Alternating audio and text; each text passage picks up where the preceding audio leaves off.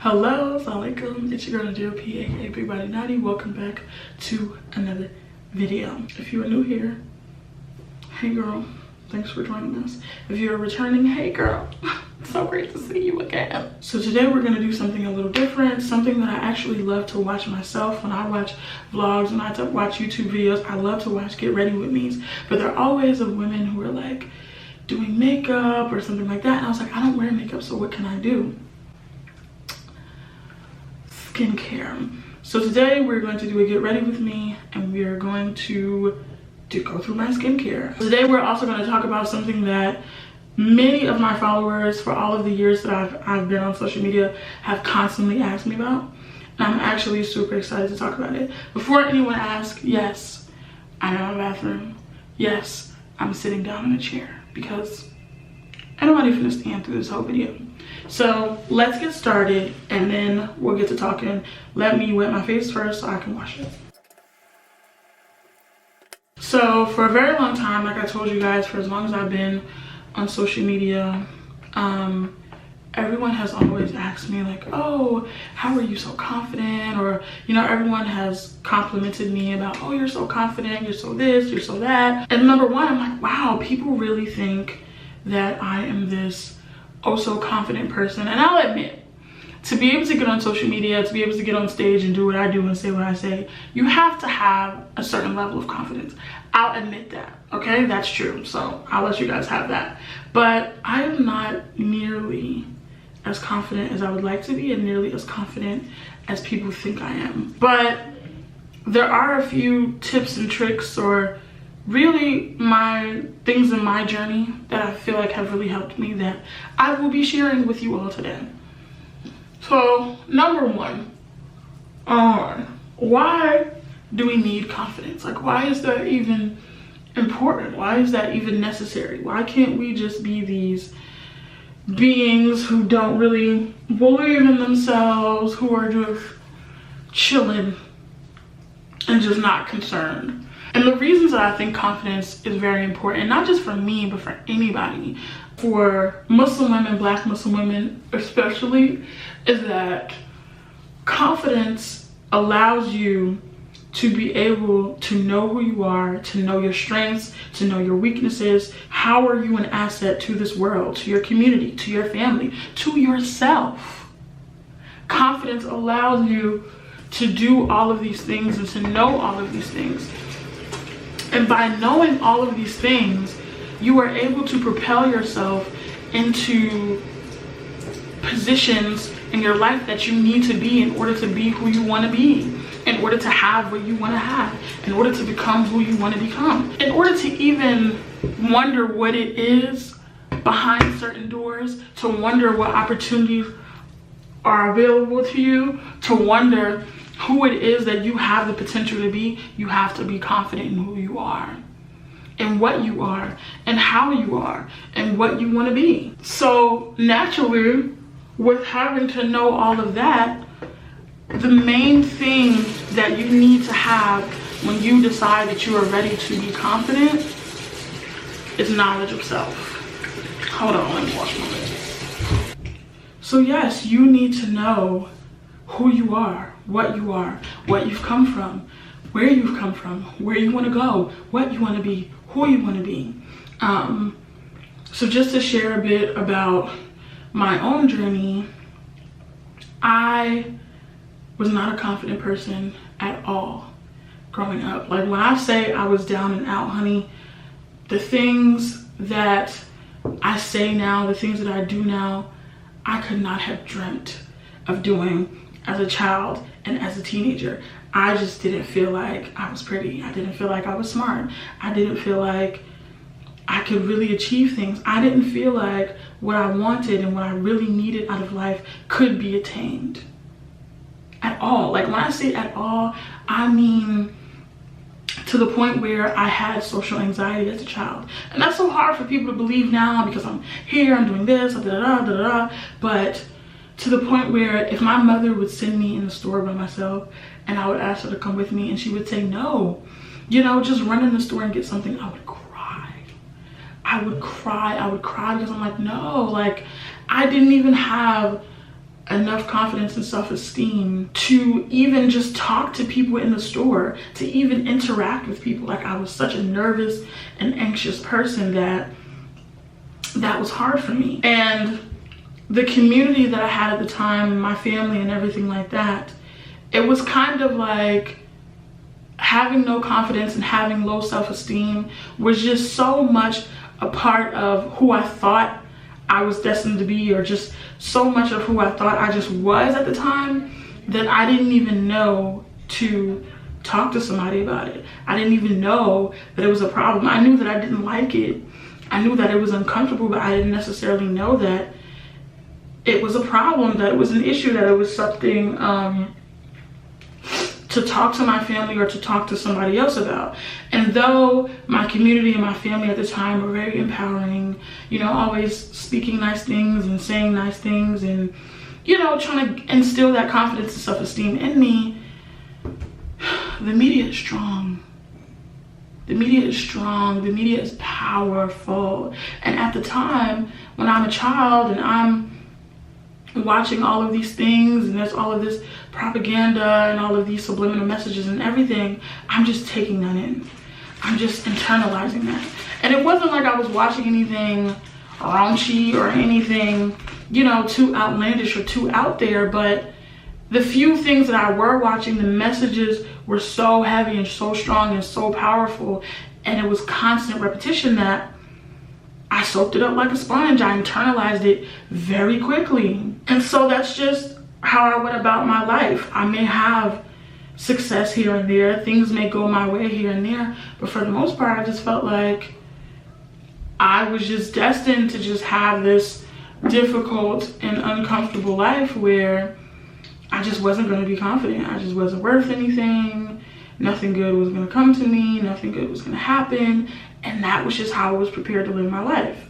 I would like to say that I went on this super powerful, ethereal journey of self-discovery and I arrived to this place of confidence, but I didn't. I didn't. This journey did not start until I was 16 going on 17. I had graduated from high school. I started college. I lived away from home for a little bit, and it really started because I got so tired of not feeling worthy, and I got so tired of not getting what I wanted. Also with that, when you don't have any confidence in yourself, that allows other people to not have confidence in you. So they don't give you things. They don't do things for you. They don't deem you worthy of certain things. So it got to a point where I was like, no, this is not going to be a go. I'm super tired. I'm super frustrated. I'm super annoyed. This is not going to be a go. That's how the journey started. So again, I'm not going to give you guys a short way to gain confidence, but I'm going to tell you guys how I did it. So step one, that year that I decided to regain my confidence and do what I needed to do to get that back was also the same year that I committed myself to God spiritually. I'm not going to say his name because I'm in the bathroom, but that was the same year that I made the decision to be a practicing Muslim to the best of my ability and to give it my all. That was the year that I was very intentional about who I wanted to be in the eyes of God. So we thank him for everything. The praise belongs to him, of course, always. And that had a lot to do with it. But step one for me in gaining confidence was, number one, setting my intentions. And I think from a religious standpoint, as a Muslim, that's something that is so vital to us before we pray, before we eat, before we sleep, before we get dressed, before we start fasting, before we supplicate to God, before we do any act of good, before we do any act, period. There are intentions that you were supposed to set. So I was very clear about my intentions. At that point, I wasn't journaling, I wasn't writing stuff down, but I was verbalizing it. So I said, I'm going to do what I need to do. I'm going to say what I need to say to become who I need to be. And who I need to be is a confident person. So that was step one for me. And that took time because I was still kind of battling with wanting to be a confident person, but at the same time, not really knowing if I really deserved to be a confident person, if I had anything to be confident in, what if it doesn't work out, battling my horrible habit of self-sabotage. So that was step 1, and that took a long time. Step 2 was figuring out where this mindset even came from. Like, who was it? Because growing up, luckily, I didn't have a family or a community or people who were explicitly telling me that I wasn't all of these things, telling me that I wasn't smart, or I wasn't pretty, or I wasn't worthy, or anything like that. So I'm like, okay, we need to pinpoint where this stuff was coming from. And that's when I discovered just how tricky the media is and the messages that they send. And it didn't help that they were primarily sending these messages to women and little girls that looked like me. So once I pinpointed the media, I was like, oh, okay, cool. Because that not only helped me figure out where this came from, but that also helped me in doing what I needed to do to make sure that I was not still internalizing these messages.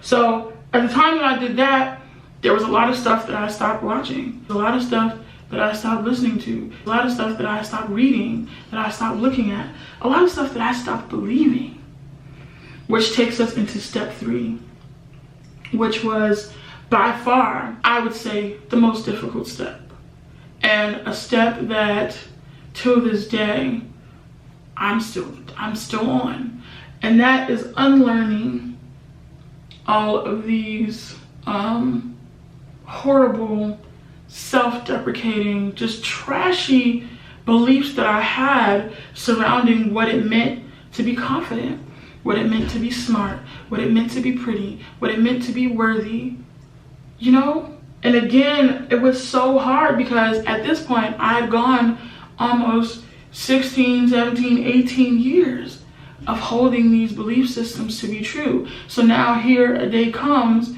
where I just have to stop believing.